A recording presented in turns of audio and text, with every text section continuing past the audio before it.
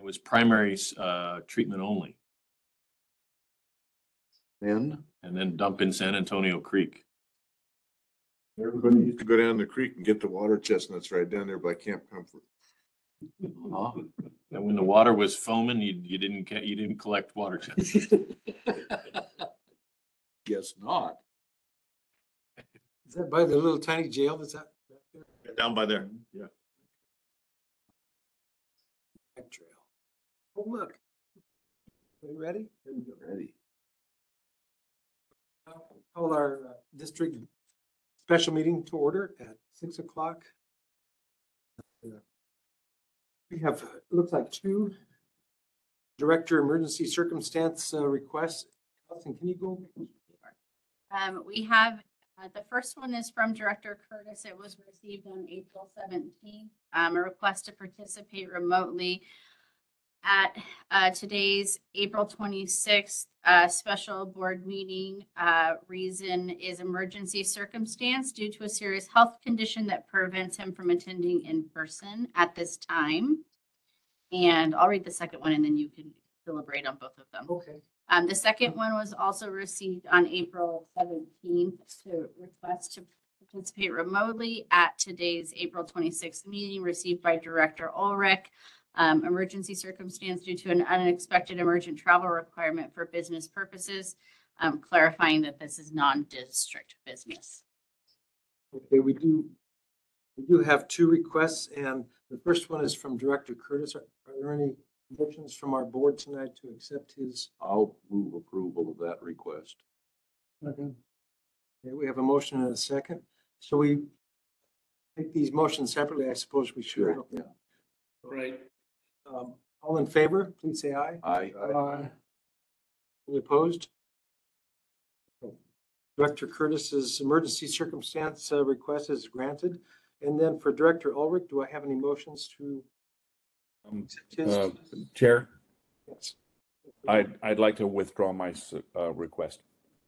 Okay, all right. Thank you, Mr. Ulrich.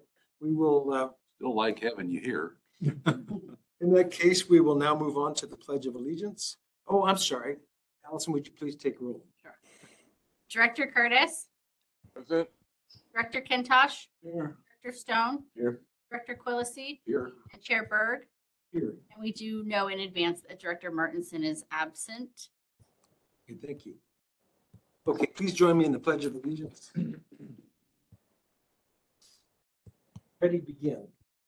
Pledge allegiance to the flag of the United States, the republic for which it stands, one nation, under God, indivisible, with liberty and justice for all.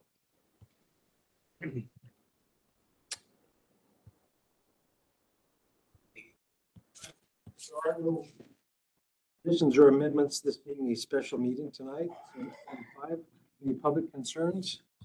No public here. Item 7, review and discuss. I'm sorry, did I miss something? I have them misnumbered on yours. Okay, it's, okay. Item 6, review and discuss, provide guidance to staff for the review of the preliminary budget for the fiscal year 2023 and 2024. So we have a PowerPoint presentation. I'd like Deanne to pull that up and share the screen.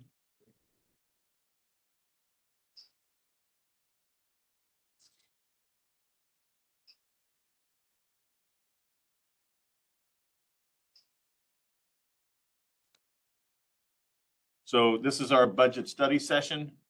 We'll work through some slides to talk about district as a whole, and then some budget considerations and both fiscal and planning level stuff.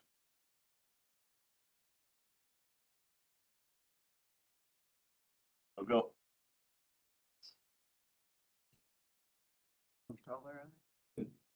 New controller.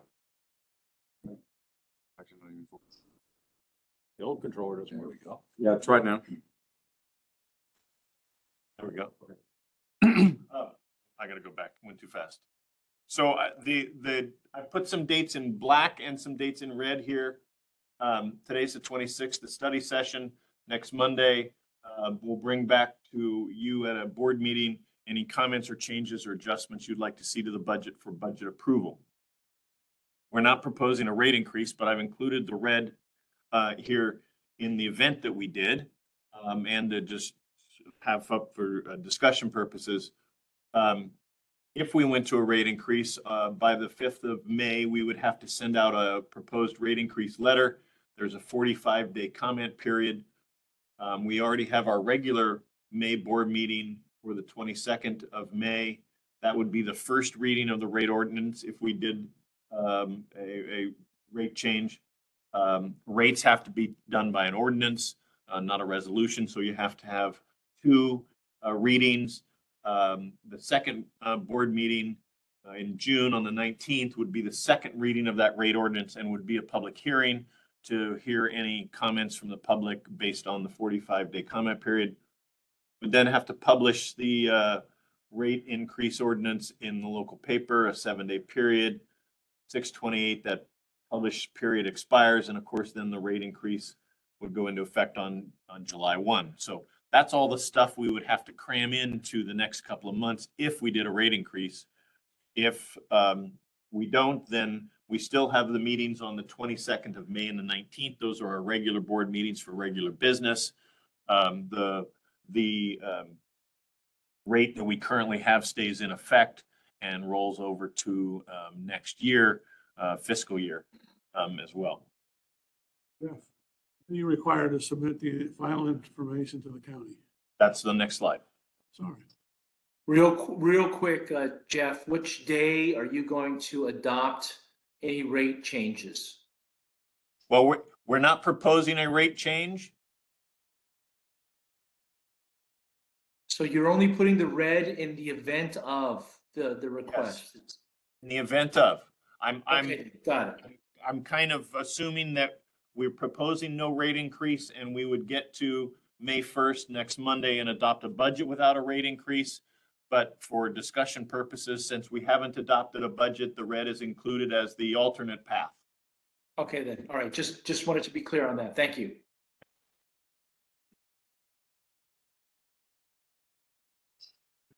Not going again. So did you just do that? Yeah. So I'll just stop and I'll just say next. Yes, yeah. So on July 1st, the rate increase or the current rate will, of course, be effective. On the 5th of July, we have to send a spreadsheet to the county of every APN for every account. There's 7,646 accounts. And we have to send that spreadsheet to the county assessor's office. There's about a 10-day period where we go back and forth with the county assessor's office because there's this lag time between when the county does APN changes, if they do a lot split, if they do some other sort of parcel action, then their list of APNs and our list of APNs doesn't line up. Usually there's 5 or 10 on what we call a fallout list. We go back and forth a couple of times to make sure the APN list is correct. And by the 15th of July or thereabout, that spreadsheet is, the final, no changes allowed. And that list then goes to, turns into the tax bill with the tax installments due on December of 23 and April of 24. Our rate would be $58.73 a month. I put down at the bottom a couple of numbers. In 22-23, the current year we're in, our debt service was $1.72 or $2.90, and that's based on those zones. So most of the district pays $1.72 on top of the $58.73 to pay off the bonds, and the people within the Ojai area paid the $2.90 because of that difference in the bond measure that goes back decades. This year's debt service is only 39 cents and 66 cents based on the two zones, because that's all we needed to make the final bond payment on the 2003 bond. So part of the our bond measures goes away after this year. Next slide. So our budget structure is we have a general fund, and our income is service charges, property tax, fees, and interest. and then our expenditures, our O&M, our bond payment, and our reserve funds. And those have to balance. The way we do a public agency budget is you actually have two sides of a budget. You don't have just one budget that says, here's what you're going to spend. You actually have to do a complete calculation on the income side, and you have to do a complete calculation on the expenditure side, and they have to equal each other. Our reserve funds are funded by some as an expenditure out of the general fund, and as we get capacity charges on new development or changes. Those reserve funds fund our CIP. What we do is we have two spreadsheets, one on the collection system side and one on the treatment plant side, and we're tracking the projects that we're currently working on. We're tracking projects that are in the very short horizon, usually in design, getting ready to go out to bid. And then we track, the out year projects. And as projects are approved here by the board, after we bid them out, we take the money out of the reserve fund and we encumber it. And we put it in a capital projects fund so that the money can't be spent twice.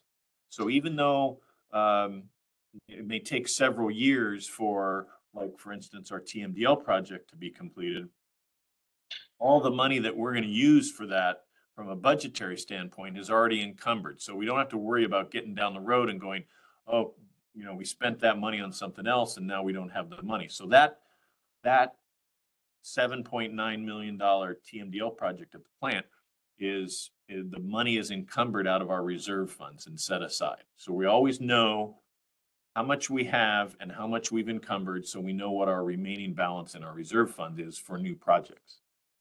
All of this goes into this sort of mental process of setting our rates. We're looking at our O&M, we're looking at our capital projects, we're looking at our encumbered funds, and we're trying to make sure that obviously we have enough to operate and enough to do the projects we need to do, but we're not going to be overly aggressive if it doesn't make sense. And so that's how we come to some of the decisions about making recommendations on rates. Next slide. So in this year's budget, the general fund, I didn't run out all the numbers to the cents, but there's $7.8 million in O&M. There's $0.88 million in our bond and debt payments. And then there's $2.8 million that we set aside out of our general fund in the reserve funds. And then in our reserve funds, we have these 5 and 20-year horizons we're looking at. Well, we're tracking about $19 million in projects right now that are upcoming. And so, we're comfortable saying, let's pay as you go. Let's continue that cash on hand sort of approach to building projects. And we don't need a rate increase because we think we can continue to do the projects with the money we have and what has been set aside. And we want to make sure we can do the projects, but we don't want to just be overly aggressive on the rates. So this is kind of the high level of the budget, the CIP, how we came to the conclusion of not recommending a rate increase. Yeah, go ahead, Steve.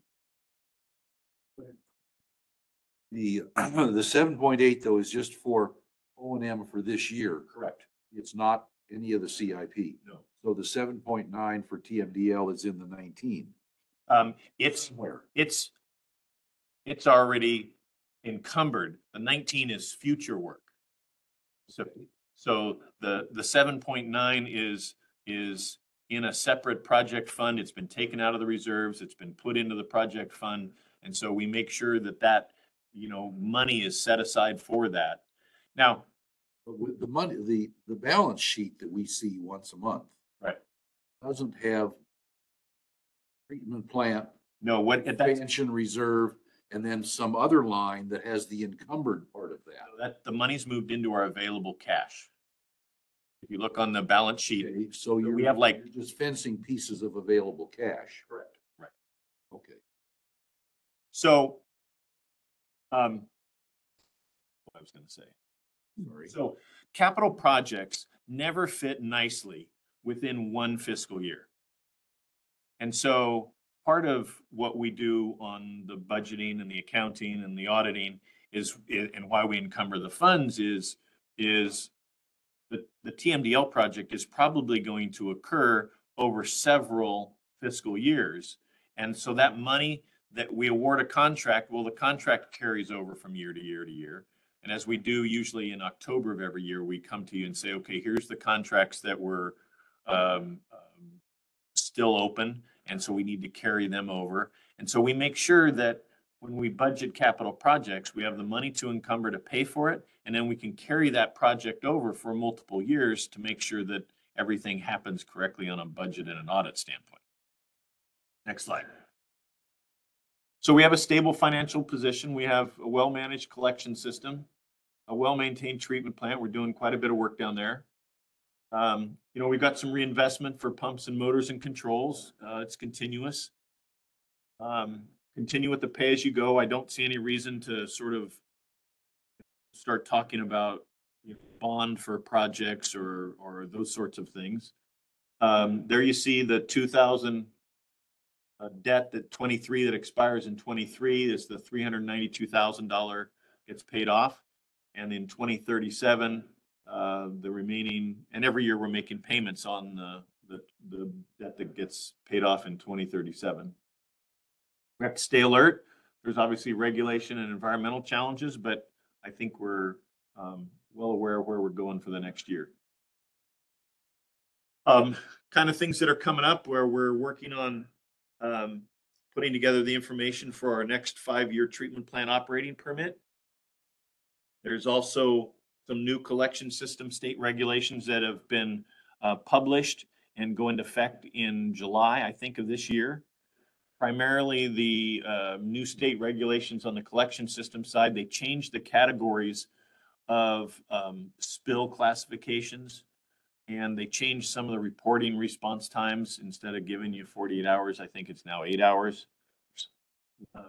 So there really isn't much change other than sort of regulatory compliance stuff. We still have 2 years to complete our plant project. We're talking to some other agencies and watching what's going on in regulations on PFAS and other constituents of emerging concern. Green waste recycling is not affecting us, but we're watching it to make sure that somebody doesn't have some grand idea that, hey, if we just took food waste to the treatment plants, we could get rid of it.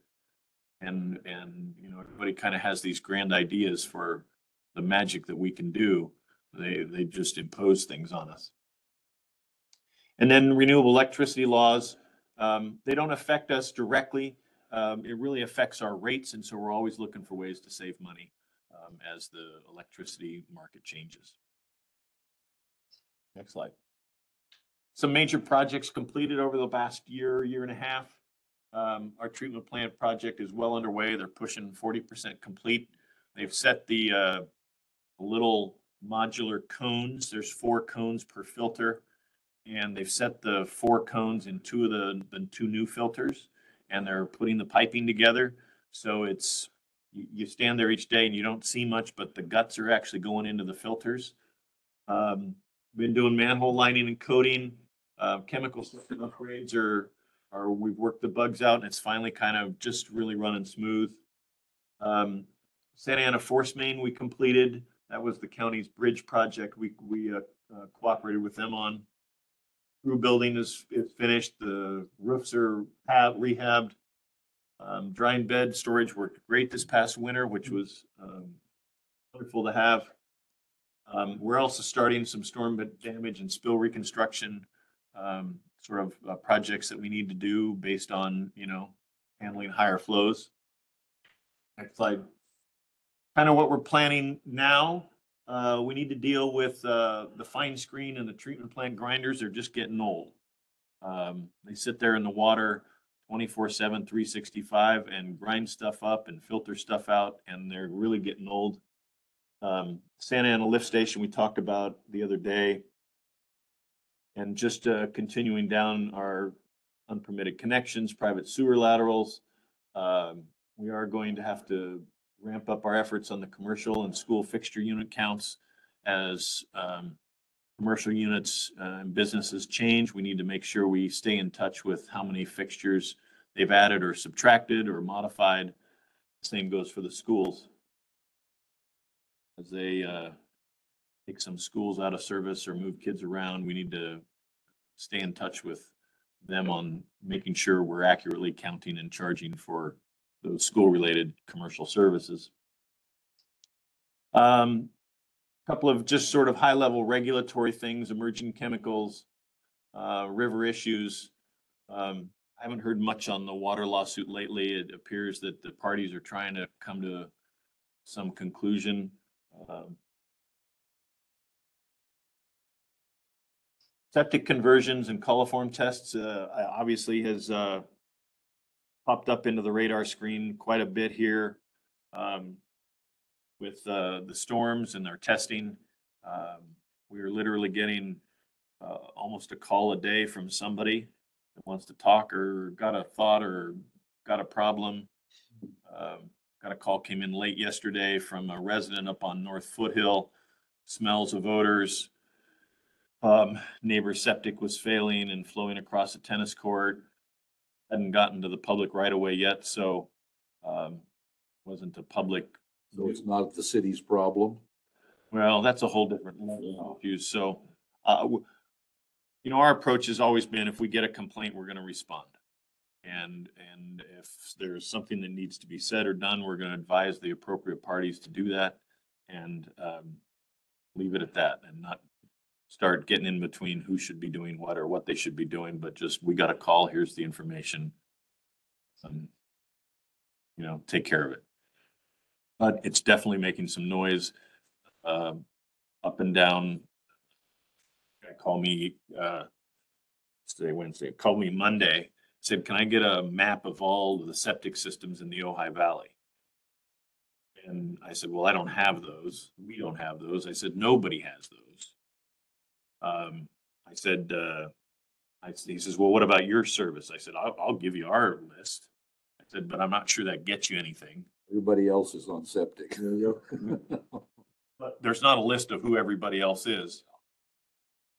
So, there's quite a bit of conversation about it.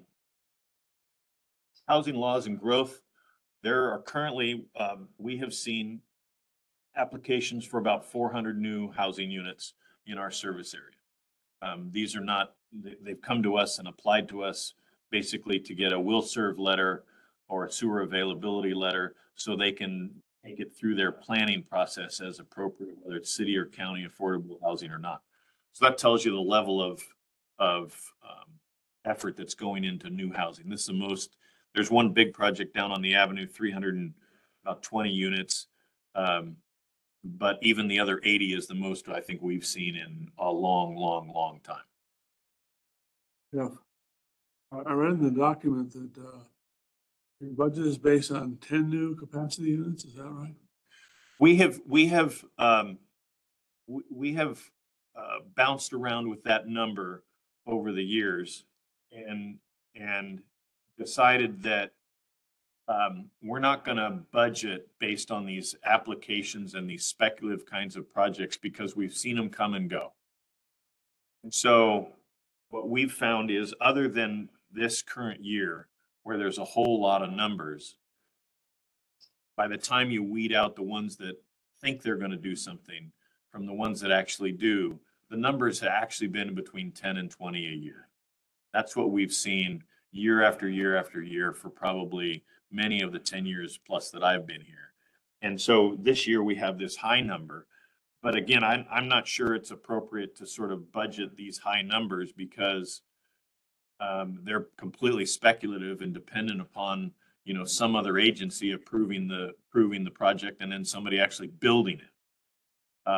Obviously, if 400 units are actually pursued, that changes our number, but what we get from that doesn't go into O&M. The money that comes from any new project goes straight into the reserve funds as a capacity charge. And so those monies then become available to planning for our capital projects and our CIP lists. And so we don't move our needle very far on the new projects because a lot of them we don't see, and then it goes right into reserve funds anyway. So that would be my recommendation, is we just don't try and chase the number and say, well, let's put 200 in there, because they might not even do 200 this year.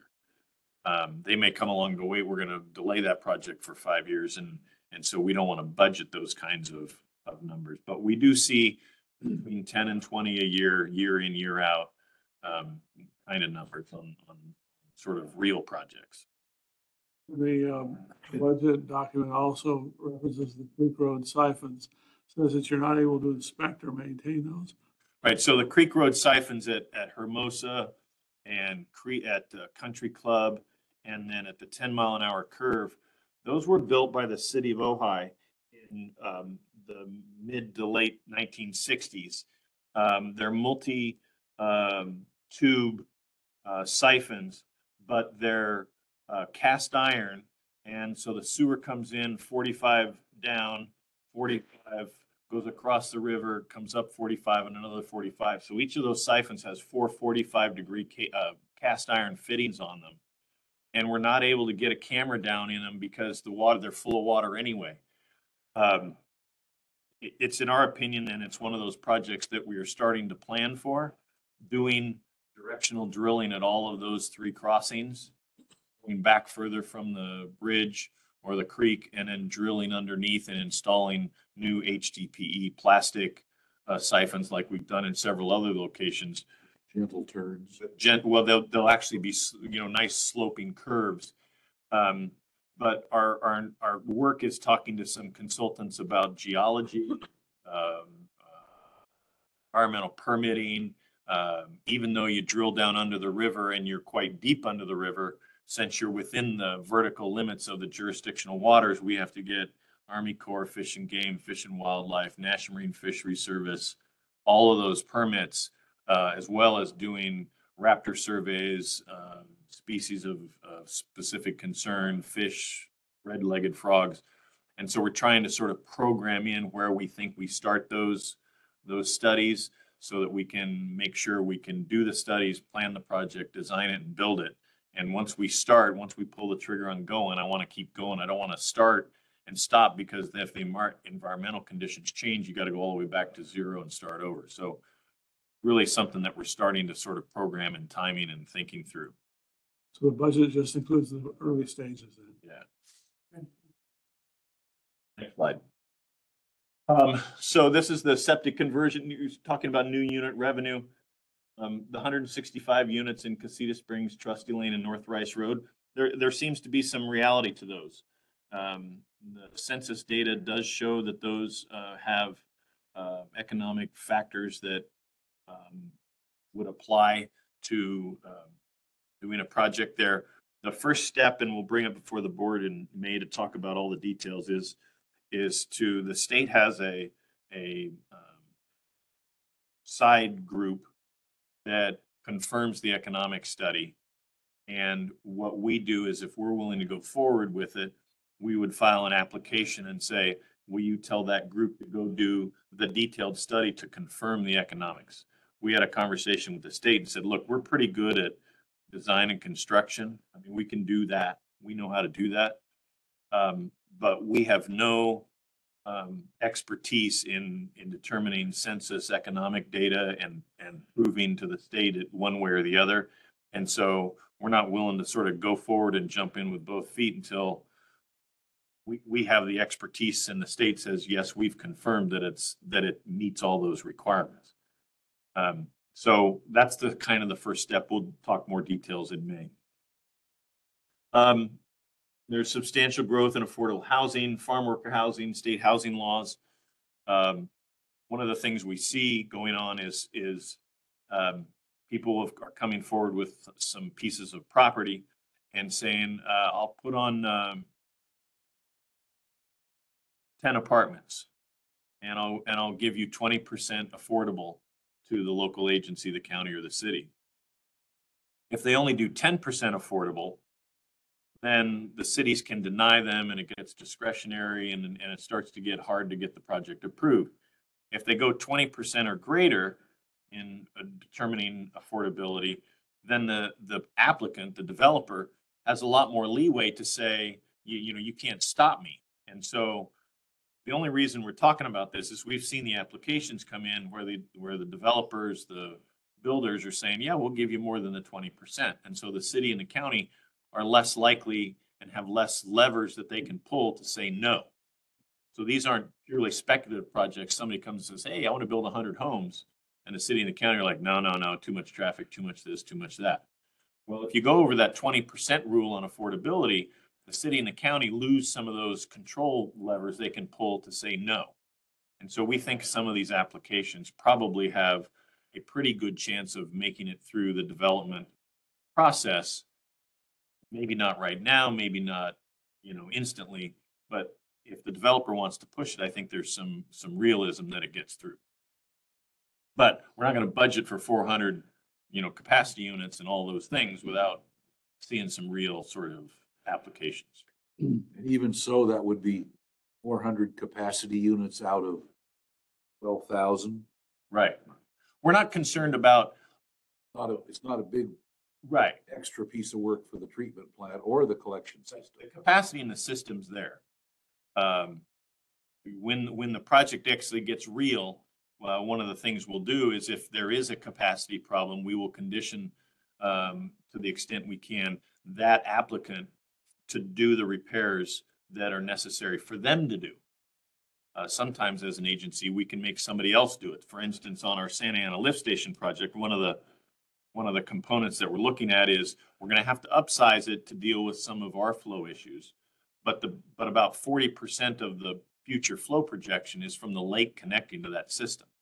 So we're going to tell Casitas, we're going to say, hey, you need to pay 40% of the costs of the upgrade to that system because you're causing an impact to us that is only due to your flow. So we'll do a budget, we'll do a project, and then charge Casitas 40% of it as a mitigation factor for their flow. So we'll look at every project into those sort of microscope when we need to. So we have 12,690 service units. It's a little bit different than when we talk about capacity units because a service unit is multiples per applicant. So a single dwelling unit is 1. Pepsi has 450. And then everybody in between has, restaurant has a few and, businesses have a few. So even though we only have 7,646 accounts, we have 12,690 units of flow. 120 miles of pipeline. One of the comparisons to other agencies we sometimes look at is how many connections per mile. Most other cities, City of Ventura, Carp, most of the cities around the Ventura County are in the 100 to 110 connections per mile. So we're, on the spread out rural sort of consideration. The age of the system's old, but we've lined a lot of the really old stuff and we're keeping going. So, we're making progress. Next slide. So I just keep putting this in here just from a chemistry perspective. When the plant was built in '96, in its current configuration, the basin plan, which is the regional board's sort of description of environmental contaminant loading factors, the basin plan was 10 milligrams per liter of total nitrogen. The plant was designed to run at 8 back in '96. We figured out, over time how to tweak the gates and the pumps and the mixers and everything. And we were running anywhere between 3.5 and 6. And then when they did the TMDL, they gave us an interim limit of 7.6, which we operated from when the TMDL was implemented in 2013. That's our current limit, is 7.6.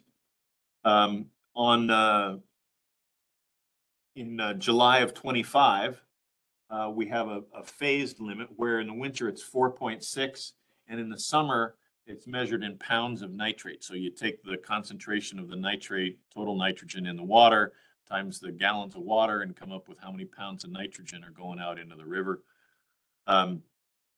It's effective somewhere around a 3.5 kind of range that we have to operate the plant at to stay under those limits. So that's how we took that 3 to 3.5 number and designed our current system that we're building at the plant today. That says 40 summer month violations in 15 years. That's pretty much all summer Right. for 15 years. If you looked at if you took the limits that they applied, the new limits, and looked backwards in time, we would have violated 40 times in the last. Total nitrogens, ammonia, nitrite, nitrate, and organic nitrogen. And it's that ammonia to nitrite to nitrate conversion. That's what the bugs do in the big ditches. So they take the bugs are living in the ditches. They're breathing the oxygen. They're eating the fats and grease, and they're breaking down the ammonia first in the nitrite, which cracks off one of the oxygens, and then they convert it to nitrate, which cracks off another oxygen, and that's how they breathe. They eat the oxygen off of the nitrite and nitrate, and then the nitrogen gas just goes back to the atmosphere. So it's those bugs just chewing up the fat and eating the oxygen off of the nitrate nitrite sort of process. It's what goes on in a mangrove swamp or a wetland. I mean, it's totally natural. It's actually in going back to septics, it's the same bugs in the soil in the leach field that are doing the exact same things in the soil in the leach field that are done in the treatment plant. We're just doing it in a very condensed sort of manner, in a controlled way, rather than just relying on the natural bugs in the dirt out in the overflow. And it doesn't overflow. Okay, next slide. So there's the plant. I would love to use my laser, but guess what? It doesn't work showing at the screen. It's our same footprint we've had for years. We have plenty of space on the plant. You see the green grass to the far left bottom of next to the ditches. About the upper third or half of that green grass is where our new nitrogen filters are going. Next slide. So some budget topics. Insurance is a challenging thing for us to manage and budget. We're part of CSRMA, which is a California conglomerate that goes out to the world and purchases insurance. It's 66 different districts across the state. And so our pooled resources and pooled effort allows us to get different coverages. We have about 20 different individual insurance policies that cover different things or up to different limits. But with all of the natural disasters, floods, fires, hurricanes, all over the United States, it impacts the premiums and the deductibles, all those insurance plans. And so if you look at the details of our budget, our insurance costs actually went down. Now, that's not because the cost of insurance went down. That's because the premiums went down because the policy limits changed and the deductibles went up. And so stuff that used to have a $5,000 deductible now has a $25,000 deductible. So that was the only way that CSRMA could even get insurance, was there were no policies out there on planet Earth that had $5,000 liability and damage deductibles. And so they had to walk up to $25,000 deductibles on some of these things. It hasn't gotten out of hand to the point where we can't get insurance, and I don't see it getting to that point. But it's getting more expensive, and insurance is becoming one of those things that we spend quite a bit of time talking about, thinking about, working with CSRMA on, just making sure that we're staying in tune with that whole market. It literally is a worldwide business market. Several of the policies are Lloyd's of London umbrella coverages and stuff like that. And so you're competing against Somali pirates and hurricanes in Florida and all kinds of other things that drive the insurance prices worldwide. Santa Ana, Have we made any insurance claims lately? Just for we were required to make a claim for FEMA, which Sure. doesn't necessarily, it's really not a covered item for pretty much any of it, but we are required to get a denial for FEMA. So that's the only claim we've made, but it's not a really legitimate claim based on any of our coverage. Santa Ana Lift Station is going to be a focus. We're going to have to do some work there. We're probably going to phase the project into two pieces. One, going in and upgrading the electrical, the controls, the SCADA, the pumps, and the force main as a first project, because I think we can get to that, and it's all within land or our ability to control. We are going to have to put in a side surge tank because the footprint of the existing pump station is too small to add a much larger diameter wet well and surge tank. That either goes out in the public right of way, out in front of the lift station, out in Santa Ana Road. Not sure the county's going to be willing to let us do that. The second alternative is to go to one side of the lift station. Both of those are private property, and so we need to kind of figure out what we need and start the right-of-way process. But we're going to go ahead with at least the first part of the project, which is pumps, controls, force main, at least push more flow through the system while we work on the right-of-way kinds of questions. Chemical usage, it's crept up as we've started to deal with some of these more exotic discharge limits and nitrate and nitrite limits. A couple of things that have come into play. One is what's called micro C. It's like a syrup, like Caro syrup, and it's a carbon food for the bugs. One of the things we found out through the TMDL pilot testing is our bugs, our good microbes, would be starved for food during off hours. And so we have some feed pumps that we've set up to feed in micro C at 40 gallons a day-ish into the system, but only during certain hours to keep the bugs really supercharged. We looked at a whole bunch of other kinds of foods. One of them is you can use commercial discharge products. Some places use like winery discharge or milk discharge from the Pepsi plant from making those coffee drinks. Problem with that is every food source tends to induce a different population mix of your bugs based on the food that you use. And then if you change food because of something happens in the market and you go from winery waste to milk, or they go from coconut milk to whole milk, that food change changes the bugs and they don't like that. When the bugs are getting this nice consistent food source, they really develop this nice blend of microbes, not all the same, a little bit different types in the right population to treat the water. And then you start switching it around and you mix them all up because you change their food. And so we've decided to go with this micro C product for the food. That and some filter polymer and some other things. It's just crept up over the years.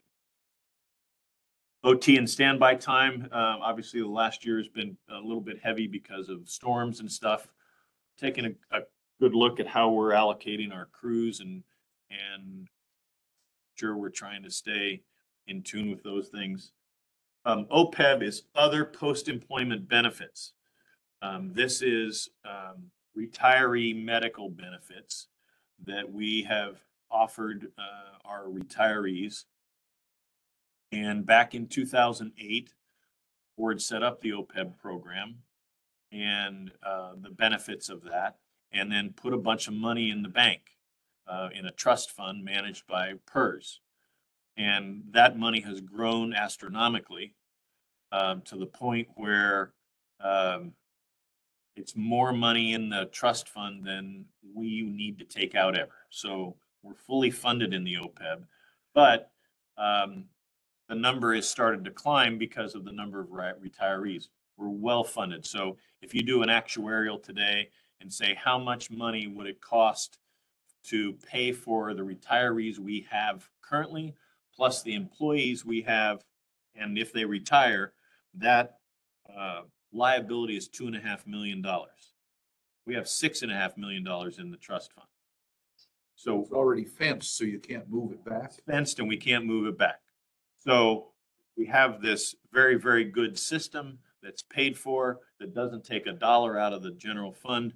But in the accounting of the system, you see the dollars being spent. What we do is we go through the year and we pay those retiree benefits to PERS because they pay for the health care for our retirees. We get the bill, we pay the bill. The end of the year, we take all those bills, add them up, and then make a claim to OPEB and say, you know, reimburse us for those costs. But we have that in and out of those costs. But it's a zero cost to the district. But I think it's $110,000 this year.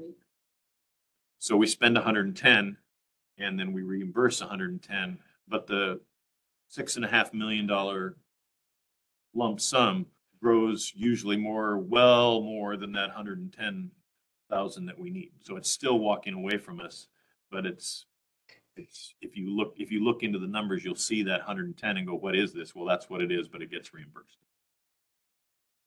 We also have some storm CIP projects we're starting to track, just things we realized that when the rain's really coming and the flows are really up, it would be nice to have an additional pump here or a fitting here or a valve here. Our normal flow before the winter dry kind of time, middle of the night, 2, 3, 4 in the morning, was about 250 gallons a minute. So that's our low flow. Our normal high flow, 11 in the morning, 12, something like that, was about 2,000 gallons a minute. And if you averaged a typical day over the course of a day, we would run about 1,050 gallons a minute is our normal flow, coming in the influent, going out the outflow. Our peak flow during January, we hit 8,500 gallons a minute. So we were almost 8 times normal flow through the plant. And we were able to handle it with some creative stuff, but there's a bunch of places where we learned it'd be nice to have additional manifold, additional valve, additional, something to move some water around at 2 in the morning when, we just nice to have. So we're going to work on some of those projects. Next. So here's sort of a summary of local agency rates. We're again, no rate adjustment recommended. Our current rate is $58.73 in the fiscal year 23 column. Those are the rates from the other local agencies. The city of Santa Paula's is at $80.84, but they add on a volumetric charge based on water use. So a typical sewer bill in Santa Paula is sometimes about $100 or $98 a month for a single family house. These are all single family house rates. In fiscal year 25, just 2 years from now, those are the rates for the other agencies I highlighted. Almost every agency around us that has kept their rates low for a number of years. And not too long ago, 5, 6 years ago, we were at 55, 52, and a bunch of these agencies were at 35. And so it looked like we were way more than all of these other local agencies by $10, $20 a month. And what's happened is they weren't keeping up with their maintenance and they weren't keeping up with their capital projects. Well, you can see in the fiscal year 23 column, most of them have passed us or are really close to us. And in 2 years, they're going to be much higher than us because they're having to implement some of these projects that the regional board is pushing on them, as well as catching up with capital stuff they didn't do. So I'm pleased that our expenditures for our small little district with as high quality as we have to treat the water given our discharge point, that we're way more competitive than these other agencies cost-wise on spending money and spending money. Next slide. So this is just sort of a history of CPI and rate change. CPI has changed. If you do it cumulative, CPI has changed 40% in the last, since 2009. And our rates have changed 15% cumulatively since 2009. Again, 22, 23 was a 0, and we're proposing a 0 again this year. 22, 23 was a 0. Correct. Next slide. So then when you look through your budget, you'll see a bunch of slides that look like this. We've gone down and calculated all our expenses by treatment plant collection system, district management, and then the transfers. So the transfers go into the reserve account. So we take a portion of our general fund and we always set it aside every year into those reserve accounts. And some years we turn right around and take some back to build a project. But most years we try and let those grow as we can to handle some of these bigger projects so we can pay as you go. This is exactly how we got to have the cash available to pay for the TMBL project, by doing this, setting aside every year, not spending it, and making sure that the money was there when we needed it for the big projects. Next slide. So then just looking at O&M, after you take out the reserves, you know, where does it go? Salaries and benefits, equipment and supplies, maintenance. We calculated not just as a whole, but treatment plant collection system and district management. These percentages track year to year pretty consistently. Next slide. And then we look at funding by source. So if you look at the small little graph in the upper right, service charges is about 87% of our income, $8.94 million. Interest is $225,000. Property taxes is $1 million. We talked a little bit about this is the one where it's like, well, should we budget them 1.1 or 1.2, or, you know, we try and make sure that we're at least reasonable in our assumptions, but not trying to overly estimate lots of house sales at high sales prices that are going to generate sales tax revenue back to us. And then in the bottom account, you see sort of how those service charges break out in fiscal year, the center column, fiscal year 23-24, 77.0 million will be tax roll. There's some direct bills. So anybody who doesn't get a tax bill from the county, we directly bill, or if they're a large account. So we bill them monthly rather than just getting Pepsi's payment twice a year. We bill them every month. And so the same goes for anybody who doesn't get a tax bill. Large accounts like mobile home parks, they get a bill every month rather than just getting a December and an April bill from a large mobile home park that may have, you know, a $20,000 bill. We want that every month rather than twice a year. So we have about, I think, 95, just under 100 of our 7,600 accounts get a direct bill from us every month. MAD is Dairy Farmers of America. That's the Pepsi. And COP is that's the certificates of participation. That's the interest payments we collect for it to pay off the bond interest.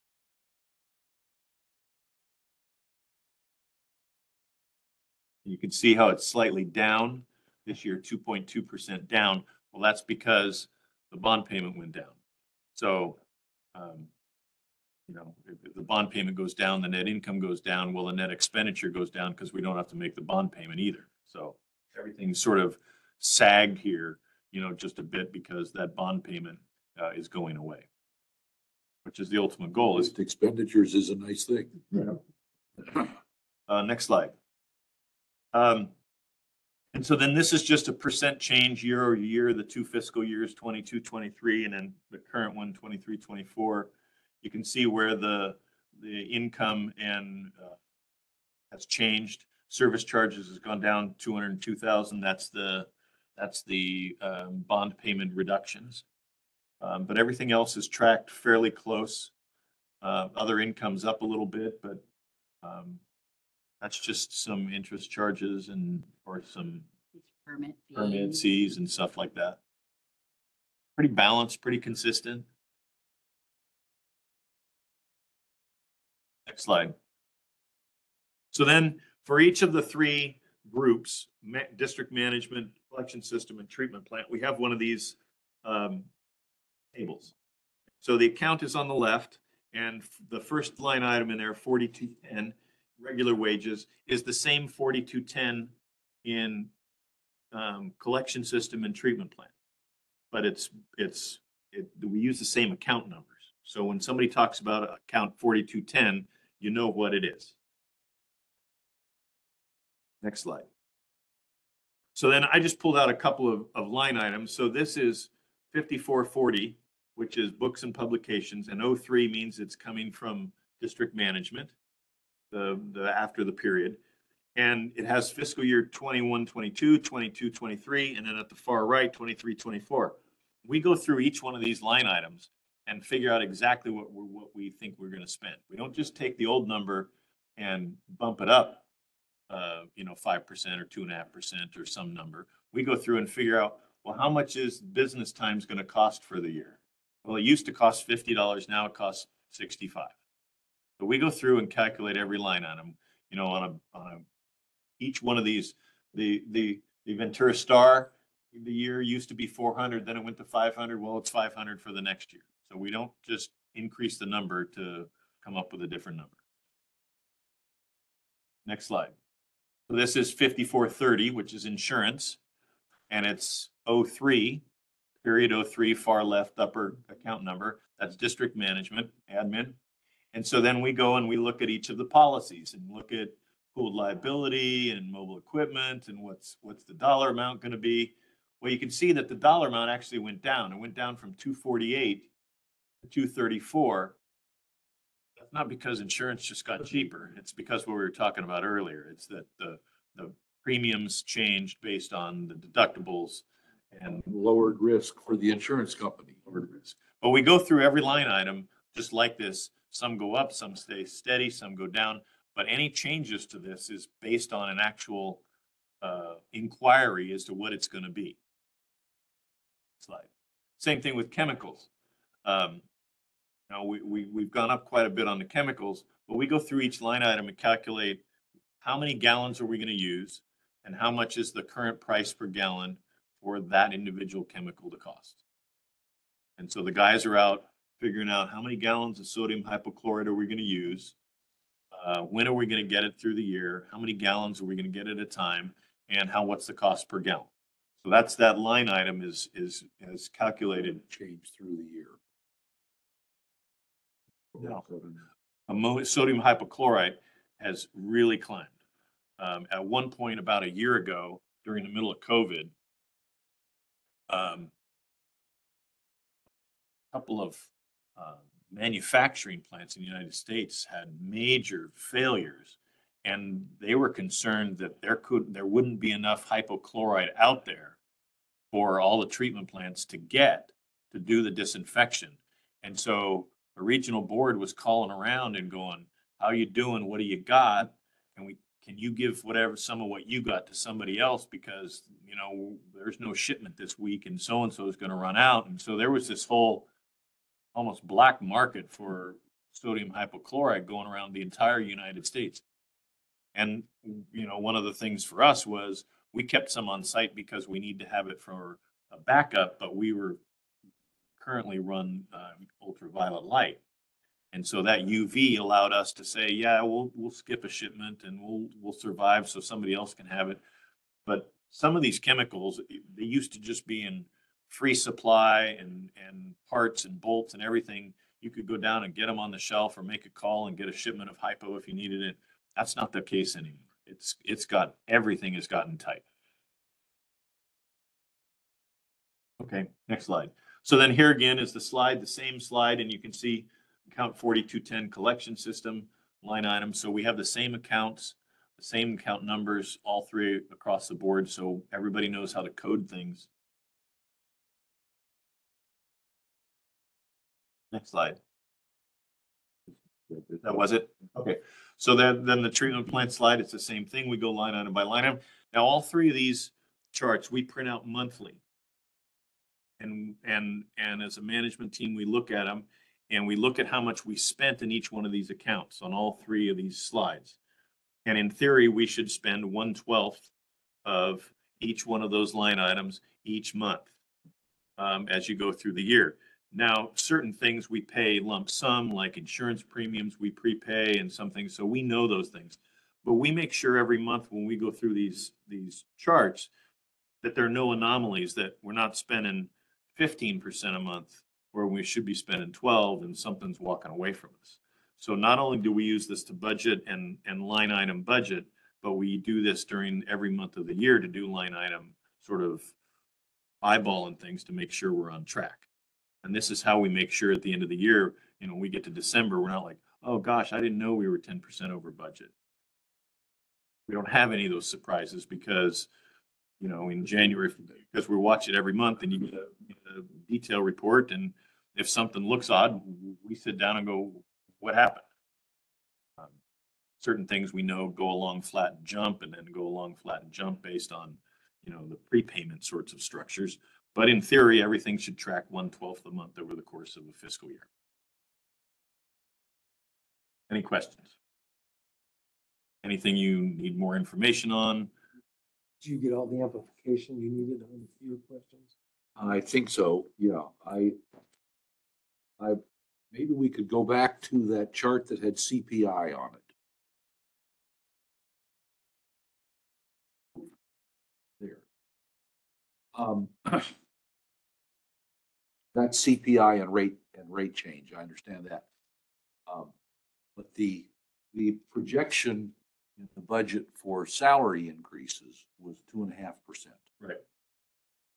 How does that track with the estimate of CPI change next year?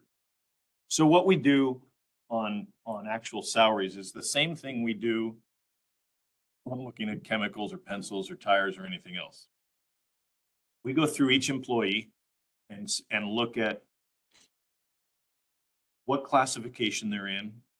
We look at, are they eligible for a merit increase? Are they at a point in their career where they could take a test and get an additional certification that would bump them up a classification level? And we look at every one of those employees and make assessments as to whether or not we think that their salary costs on a one-by-one basis will rise, and what's the cumulative amount of that potential change on the budget. We then look at the CPI and say, where do we think we're going to end up? And do we think that world market is going to change significantly? We think the 2.5% CPI adjustment is reasonable. That's the COLA. That's the COLA. We think that's reasonable to as a high budget number to look at. That doesn't mean it's approved. It doesn't mean it's going to happen. All it means is within the budget of budgeting income and expenditures, we think the 2.5% reasonably puts us in a position of where the market's going to be. I don't see anything out there that says it's going to be 5 and we're going to have another one of those conversations here before the board of some, you know, wildly inflated number. I think the 2.5 is a reasonable number. Now, if the CPI is 2.7 and the board chooses to do that as a COLA, we'll figure out a way to accommodate that within the budget because that's what we do. When you make donations, you make transfers from reserve fund to stabilization fund. We haven't had we haven't had to do that in the 12 years I've been here. We've budgeted these numbers and always been able to find what is it, where is it reasonable? Have a policy discussion with the board. The board approves something. If it's different than we budgeted, we figure out how to deal with it. We've never had to dip into reserves to say, oh gosh. Except on paper. Well, the money into reserves today is based on operating. We've never had to do it for a COLA kind of discussion, you know, because we think we try and be reasonable.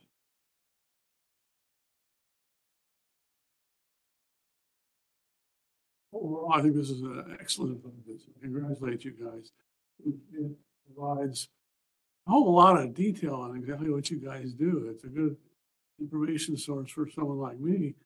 Read it and try to understand. These guys do a lot of different stuff throughout the year.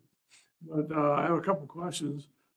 So I'm ready to put on the budget today, but that's a different story. Total reserves, are they going up over this next year? Are they going to drop a little bit? Are we drawing from reserves or are we adding to them? So we had known for years that this big treatment plant project was coming. And so the reserves were climbing quite a bit. And they were The total reserve was about $25 million. 3 million of that was, and I'm just going to speak in round numbers, 3 million of that was a deferred compensation. And so that's compensation that the employees deferred. And from an accounting perspective, we have to hold it because it's already accrued in terms of income. They just haven't taken it yet. So the $25 million number was really 22, and about 2 million of the remaining 22 was set aside for bond payment reserves. So when we see a number of $25 million, it was really 20. Well, we took 7.9 million of that and set it into our cash account to be able to, an encumbered 7.9 of that to pay for our TMDL project. And so we knew going in that we were going to drop from about 20 million in operating reserves somewhere down into the 13, 15 million dollar range. And that's exactly where we are.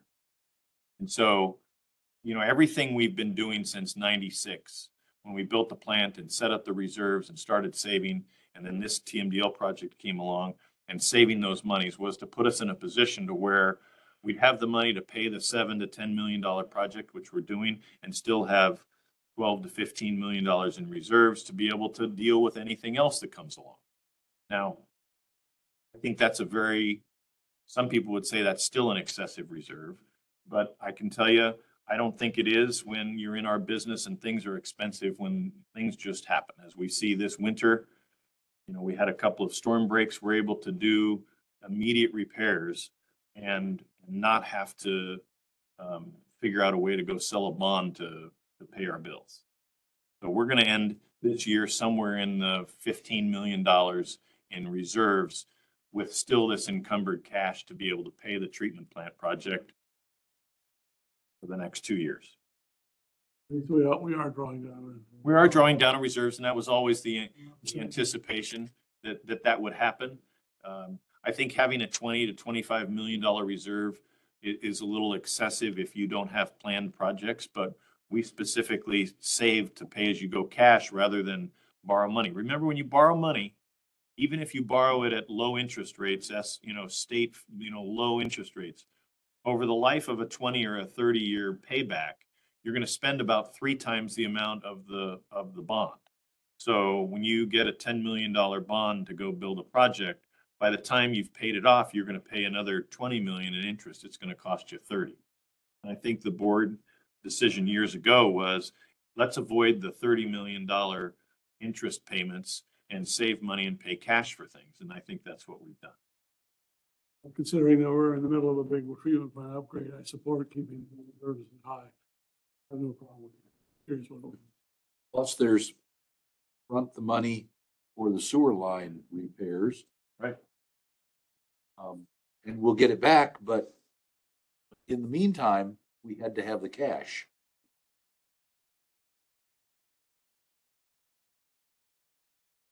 I just had a really dumb question. One of the little notes I read in the budget was that we're still waiting on vehicles that were ordered in 2021. Is that true? So we ordered two Ford. We went to the board, got pricing from Ford, sent in an order for Ford for 2 Ford Super Duty chassis. One is to replace our inspector's vehicle that's been running for many years. And the second is our shop truck, crane truck. And Ford is not producing Super Duty chassis.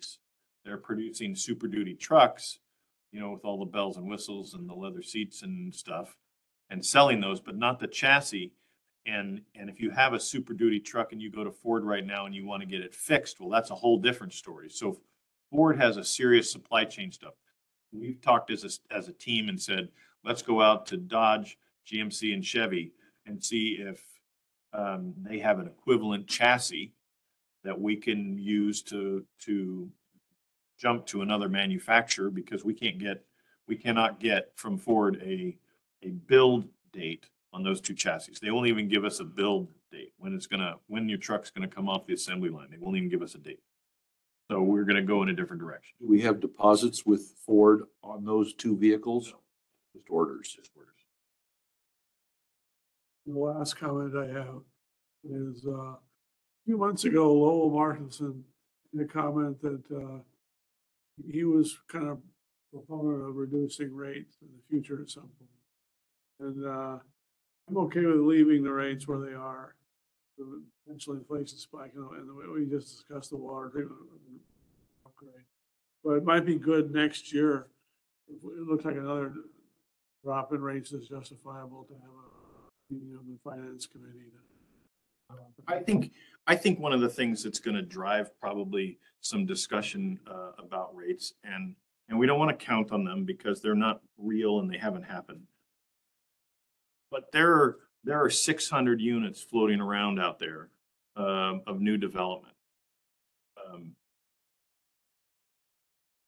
And it's not pie in the sky development. It's not like, hey, magic's going to happen. And there's some reality to these.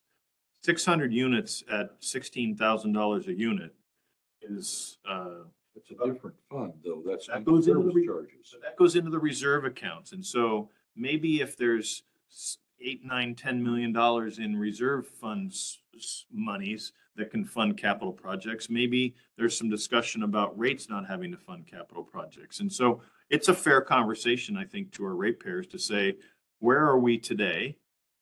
And not ignore the fact that if things change, we ought to be honest enough to have a conversation about the changed conditions and make prudent financial decisions. If we can do what we need to do with less money because of other circumstances, well, then we should. I mean, I think that's a fair conversation for our ratepayers to hear and make sure that we're actually having.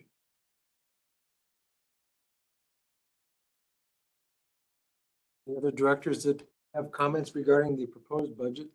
Director Curtis, anything on this? You can close out the share screen, I guess. Maybe he's on mute. That's on mute. Dr. Stone, anything from you? Yeah, I guess just the comment that I would make is it's just nice to see that our rates are finally falling below everybody else's. For so many years, we sat in this boardroom and fought over reasons we were so much higher than everybody else. And I think as time has gone on, we found out indeed why it was that way. It was a prudent move. And I think that I feel good about the budget. You'll feel good about the way we're doing things. I had one other question, and I answered it. I asked this once. This is in the second piece of the budget package, page 25. I asked, what is the BWA report? It was Wells Associates. They did our 1998 connection charge study. But that's 25 years ago. What are we paying for now? So that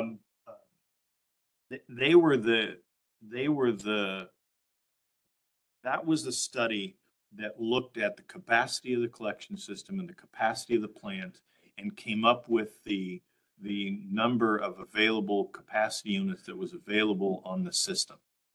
And so that analysis still holds, I think, very closely because that's just a mechanical system of you have so many, tickets left on the train. What we've done over the years since then and is said, what is the cost worth of each of those capacity units?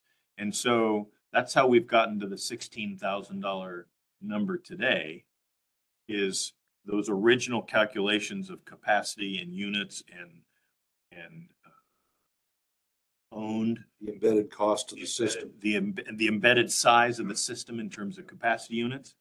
And the dollars get updated every year based on this whole analysis. And so I think the Bartle Wells stuff still. So they're repeating the study for us periodically? No, we're doing a new study, but collectively through the budgeting process, we're looking at how many capacity units we've sold, how many are left, how much is available. What are those, it's like these new units that come along they're buying some of those capacity units that Bartle Wells sort of analyzed and developed as what was available for the system. If you did the study today, you'd say, take that 12,000 service units and you'd say how many are left, and you'd come up with the same number today that because the system is still the same size system. We haven't increased the capacity of the system at all.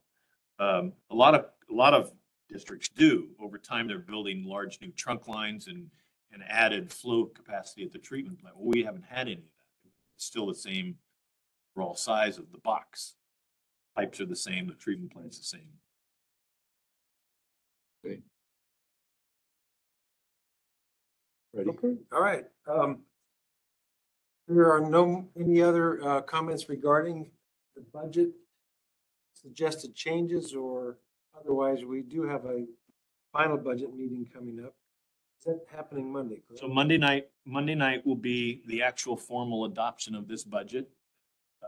Since we do not have a rate increase, all of those red comments, all of those red dates, and all of those red timelines on the overall timeline become null and void, so to speak. Fewer meetings, but Fewer meetings. July. Right. So after Monday's adoption of the budget, then we'll go back to our normal board meeting schedule of a May meeting and a June meeting. And then we'll have a whole bunch of internal work we're going to be doing, getting ready for submitting that stuff to the county by the July 1st timeline, and then July 5th, and then a few days after. We'll have a few fallouts and we're mad scramble to figure out why an APN we have, they don't have, and why they have two that we don't have at all. And we work through that, but it's usually only 5 or 10 things. And then we'll be off and running. Just a reminder that the June meeting is 1 week early because that was set in the event of a rate increase. And so we'll maintain that same pre-approved calendar. Very good.